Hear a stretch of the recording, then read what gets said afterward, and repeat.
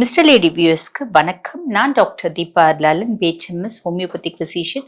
இன்னைக்கு நம்ம என்ன சாப்டரை பத்தி டிஸ்கஸ் பண்ண போறோம் அப்படின்னா, வேனல் காலம் வந்துருச்சு. அதாவது இந்த வெய்ய காலம் வந்தாலே நாங்க என்ன சொல்லுவோம் அப்படின்னா, காலையில ராகி கூழ் எடுக்க சொல்லுவோங்க. அகைன் நிறைய பேர் கேட்கறது உண்டு, மேடம் ராகி நாங்க கஞ்சியா எடுக்கிறோங்க அப்படின்னு. ஆக்சுவலி ராகி கஞ்சியா எடுக்காதீங்க.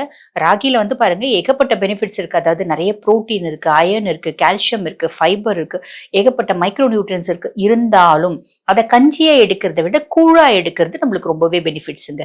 ரீசன் என்ன அப்படின்னா, ஜென்ரலா பாருங்க இந்த ராகினோட கால்சியம் லெவல் அப்படின்றது ரொம்ப ஜாஸ்திங்க. 100 கிராம்ல ஏறக்குறைய 344 மில்லிகிராம்ஸ் அளவுக்கு கால்சியம் இருக்குங்க. ஓகேங்களா? அயன் நல்ல சர்ப்ளஸா இருக்கு, புரோட்டீன் நல்ல சர்ப்ளஸா இருக்கு. இப்படி இருக்கிறத நாங்க ஏன் கூழா எடுக்க சொல்றோம் அப்படின்னு கேட்டீங்கன்னா, ஆக்சுவலி முன்னாள் நம்ம செஞ்சு அதை தண்ணி போட்டு மூடி பானையில போட்டு வச்சுட்டு, ஆக்சுவலி அதனோட ப்ரொசீஜர் எப்படி என்ன அப்படின்னாங்க, முன்னாலே நம்ம ஒரு களி மாதிரி கிளறிடலாம். ஓகேங்களா? ஒரு பொங்க சோறு மாதிரி ராகி போட்டு கொஞ்சம் சாதம் போட்டு நல்லா கிளறிட்டு, பானையில நல்லா ஆறுன பின்னாடி அந்த பானையில தண்ணி ஊத்தி மூடி துணி போட்டு மூடி வச்சிடணும். ஓகேங்களா? மறுநாள் காலையில பாருங்க, அதுல ப்ரோபயோட்டிக்ஸ் ரொம்ப ஜாஸ்தி இருக்குங்க. பயோ அவைலபிலிட்டி ஜாஸ்தி இருக்கும். ப்ரோபயோட்டிக்ஸ் நிறைய இருக்கிறதுனால என்ன ஆகும் அப்படின்னு கேட்டீங்கன்னா, அதோட பயோ அவைலபிலிட்டி அதிகமாயிடும்.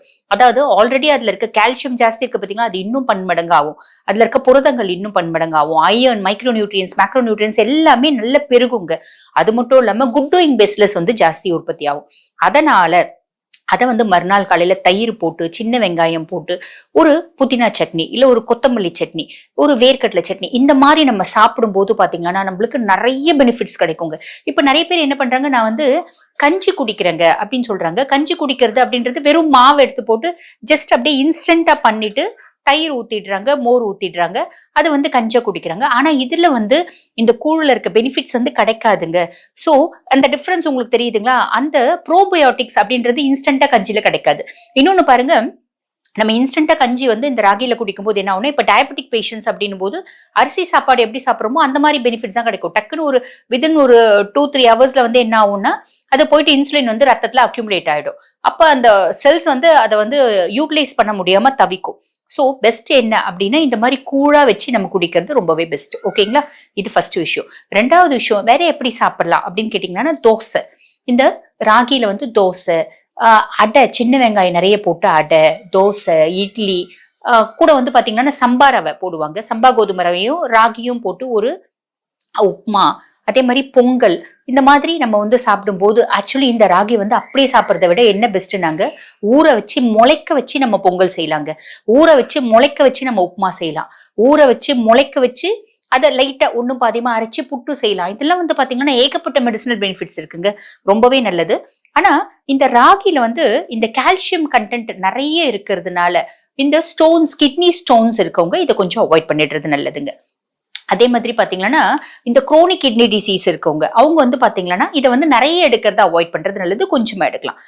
இந்த மாதிரி ஒரு சில பேஷண்ட்ஸ் இதை அவாய்ட் பண்ணிட்டு நல்லது. இன்னொன்னு பாருங்க, நிறைய மலச்சிக்கல் இருக்கவங்க இதை அவாய்ட் பண்றது நல்லது. ஜென்ரலா பாருங்க, இப்ப நாங்க கால்சியம் நிறைய இருக்கு, புரோட்டீன் நிறைய இருக்கு, இந்த மாதிரிலாம் இதுல நிறைய பெனிஃபிட்ஸ் இருக்குங்க, சாப்பிடுங்க அப்படின்னு போது எல்லாரும் டம்ப் பண்ணிடுறாங்க. ஆக்சுவலி டம்ப் பண்ணக்கூடாது. ஒரு நாளைக்கு ஒருத்தவங்களுக்கு 45 கிராம்ல இருந்து 50 கிராம் ஒரு ராகி போதுமானது. அப்ப காலையில ஒரு 3 டம்ளர் கூழ், ஓகேங்களா? இல்லைன்னா ஒரு உருண்டை களி, இல்லைன்னா ஒரு 3 தோசை, இந்த மாதிரி எடுத்தாலே அது சஃபிஷியன்ட்.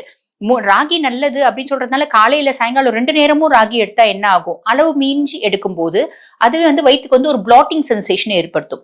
ஒரு சரியாமை, வயிறு திம்முன்னு இருக்கிறது, வயிறு உப்புசம், சரியாமை, பிளாட்டிங் சென்சேஷன், இதெல்லாம் ஏற்படுத்தி என்ன பண்ணும், மலச்சிக்கல் அப்படின்ற ஒரு கண்டிஷனை ப்ரொவோக் பண்ணும். சரிங்களா?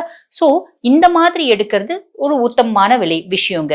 ஜென்ரலாவே பாத்தீங்கன்னா ராகிய தயிரோட மோரோட எடுக்கும்போது அதனுடைய அத்தனை பெனிஃபிட்ஸும் நம்மளுக்கு சேரும். ஆக்சுவலி இந்த ராகி சாப்பாட்டுல இன்னொரு பெஸ்ட் மெத்தடாலஜியும் இருக்குங்க.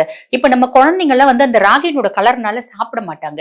சோ அவங்களுக்கு என்ன பண்ணலாம்னா, இந்த ராகியில வெள்ளை பணியாரம், கார பணியாரம் அப்படி செஞ்சு கொடுக்கலாம். வெள்ளை பணியாரம்ன்றது இந்த கருப்பட்டி போட்டு தேங்காய் துருவி போட்டு வெள்ளை பணியாரம், ராகி வெள்ளை பணியாரம். அதே மாதிரி கார பணியாரம் நம்ம சாதா குழி பணியாரம் போடுறோம் பாத்தீங்களா, அந்த மாதிரி வெங்காயம் நிறைய போட்டு இஞ்சி பூண்டு எல்லாம் போட்டு ஒரு பணியாரம் செஞ்சு கொடுக்கலாம். ஒரு சிலர் இஞ்சி போடுவாங்க, ஒரு சிலர் போடுறது இல்ல. இப்படி பண்ணி கொடுக்கலாம். இன்னொன்னு பாருங்க, ராகியில கொழுக்கட்டை செஞ்சு கொடுக்கலாம், ராகியில அப்பம் செஞ்சு கொடுக்கலாம். பிள்ளைங்க ஈஸியா சாப்பிடறதுக்கு பாத்தீங்கன்னா அந்த கலரை நம்ம கொஞ்சம் மாடிஃபை பண்ணிட்டாலே போதும். கொழுக்கட்டை கொழுக்கட்டை இந்த ராகி மாவும் சாதா அரிசி மாவும் கலந்து அந்த கொழுக்கட்டை வச்சு உள்ள வந்து வேர்க்கடலை பூர்ணம் வச்சு நம்ம கொடுக்கும்போது பிள்ளைங்க ஈஸியா சாப்பிட்டுருவாங்க. அதுக்கும் மேல இன்னொரு பெஸ்ட் மெத்தடாலஜி இருக்குங்க இந்த ராகியை சாப்பிட்றதுக்கு. நம்ம பெரியவங்க எல்லாம் சாப்பிட்டது என்னன்னா ராகி அடை. டெய்லியே நைட் நம்ம காலையில எங்களால கூழ் எல்லாம் குடிக்க முடியாதுங்க. எங்க பிள்ளைங்க கூழ் எல்லாம் குடிக்கிறது இல்ல. நாங்க கஞ்சி எல்லாம் வச்சு குடிக்கிறது இல்ல. எங்களுக்கு வந்து ஆனா ராகி சேர்த்துக்கணும். எப்படி அப்படின்னா பெஸ்ட் ஒரு ஆப்ஷன் இருக்குங்க. என்ன அப்படின்னு கேட்டீங்கன்னா ராகி அடை. ராகி நீங்க என்ன பண்ணுங்க, ராகி பவுடர்லயும் அடை செய்யலாம், அது பிரச்சனை இல்லை. ஆனா பெஸ்ட் நிறைய நியூட்ரியன்ஸ் நம்மளுக்கு நிறைய கிடைக்கிறதுக்கு என்ன ஆப்ஷன் அப்படின்னு கேட்டீங்கன்னா ராகியை வந்து ஊற வச்சு முளைக்க வச்சிடுங்க. முளைக்க வச்சு நல்லா மிக்சியில போட்டு இந்த அரிசி மாவு அடை மாவு அரைக்கிற பார்த்தீங்களா அந்த மாதிரி நல்லா அரைச்சிட்டு அதோட கூட வந்து பாத்தீங்கன்னா வெங்காயம் நல்லா தாளிச்சு கொட்டி கறிவேப்பிலை எல்லாம் தாளிச்சு கொட்டிட்டு கடுகு உளுத்தம்பருப்பு எல்லாம் கொட்டிட்டு முருங்கைக்கீரை நல்ல எலசு முருங்கைக்கீரை இவ்வளவு போட்டு அடை சுட்டு சாப்பிடணுங்க. அது வந்து பாத்தீங்கன்னா ஹைலி நியூட்ரிஷியஸ். ஸோ அந்த மாதிரி நீங்க ஃபாலோ பண்ணலாம். ஸோ கொழுக்கட்டை ஃபாலோ பண்ணலாம். இந்த மாதிரி அப்பம் பண்ணலாம். ஒரு சிலர் இந்த ராகி அடையை எண்ணெயில போட்டு எடுத்து சாப்பிடுவாங்க. அப்படியும் சாப்பிடலாம். ஆனா நிறைய எண்ணெய் சாப்பிடாதவங்க இந்த மாதிரி அடையா யூஸ் பண்ணிக்கோங்க. ராகினோட எல்லா பெனிஃபிட்ஸும் கிடைக்கும். கஞ்சியா யூஸ் பண்றது அப்படின்றது சாலிடா அவாய்ட் பண்ணிடுங்க. கூழு, களி, அடை, அப்பம், தோசை, இடியாப்பம், புட்டு, பொங்கல் இந்த மாதிரி எடுங்க. அதனோட பெனிஃபிட்ஸ் வந்து முழுசுமே உங்களுக்கு கிடைக்கும். ஸோ ராகி எப்படி எடுக்கணும் அப்படின்றது உங்களுக்கு தெளிவாவே புரிஞ்சிருக்கும். இதே மாதிரி இன்னொரு பதிவுல உங்களை சந்திக்கிறேன். தேங்க்யூ.